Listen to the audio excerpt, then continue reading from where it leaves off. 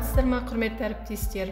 Бүгін біз сіздерменен география және тарих пәндеріндегі тірек сызбаларды Draw.io онлайн платформасында тиімді қолдану туралы іс тәжірибемізбен бөлісеміз.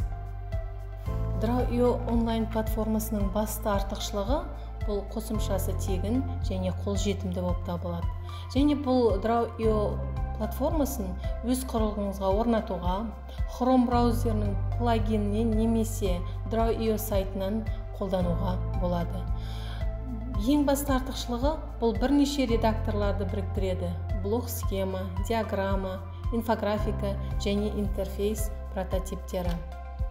Қосымшамен жұмыс жасау барысында қолданушыға құрылған контентті қайда сақталатыны туралы сұралады. Бұл Google дискте сақтауыңызға болады, Dropbox'та және өзіңіздің қолданыстағы құрылғыңызға сақтасаңыз болады. Алдарыңызда Draw.io платформасының мүмкіндіктері көрсетілген. Алдағы тапсырмамызда осы платформаның мүмкіндіктері туралы толық көрсететін тапсырмамен жұмыстанамыз. Қазір Қазақстан тарих мен география пәндері бойынша берілетін тапсырмада оқушыларымыз берілген мәтіндегі ақпаратпен таныса отырып, капиталистік қатынастардың енгізген өзгерістерінің 4 бағытын Mind Map картасы бойынша талдау жасайды. Сонымен оқушы тапсырманың шартына байланысты Draw.io платформасын ашады. Сонан кейін жаңадан диаграмманың түрін таңдайды. Категориялардың ішінен карта категориясын таңдап алып, өзімізге қажетті түрін анықтаймыз. Алдын ала анықтап аламыз, қай құрылғыға сақтайтынымызды, сол құрылғының батырмасын басамыз. Компьютер құрылғысының ішіндегі документы папкасында атауын, жаңа құжаттың атауымен сақтаймыз. Енді алдымызда Mind Map картасы көрініп тұр. Осы Mind Map картасында ұяшықтарды кез келген бағытта қозғауға болады. Формасын, түрін, түсін, үлкен кішілігін барлығын өзгертуге болады.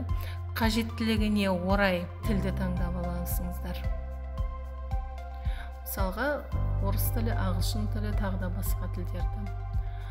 Тапсырманың талабы бойынша капиталистік қатынастардың дамуын 4 бағыт негізінде талдау қажетпіз.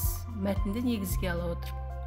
Оқушы мәтінді пайдалана отырып, осы 4 бағыт өнеркәсіп, ауыл шаруашылығы, тұрмыстық салт-дәстүр және қоғамдық қатынастар негізінде талдау жасай. Талдаудың бағыты ұяшықтардың саны көбірек болған сайын, оқушының да талдау дағдысы жоғарылай береді. Оқушы өзінің талдау барысында ұяшықтардың кез келген формаға қоя отырып, немесе ұяшықтардың арасындағы бағыттарды анықтай отырып, орналастырады. Тағы бір ерекшелігі бұл платформаның кез келген сурет, фотосурет немесе картаны осы платформаға енгізе отырып, тапсырмаларға пайдалануға болады.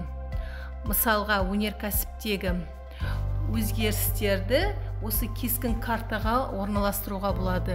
Яғни өнеркәсіптің пайда болған жерін, уақытын, даму деңгейін өзімізге қажетті шартты белгілерді таңдай отырып көрсете аламыз. Осы көрсетілген тапсырмалар география және Қазақстан тарихы пәндеріндегі кіріктірілген сабақтарда өте тиімді болып табылады. Қашықтан оқыту жүйесінде Draw.io платформасы оқушылардың өз бетімен білім алу, зерттеушілік және сыни тұрғыдан ойлау дағдыларын жан-жақты дамытуға мүмкіндік береді.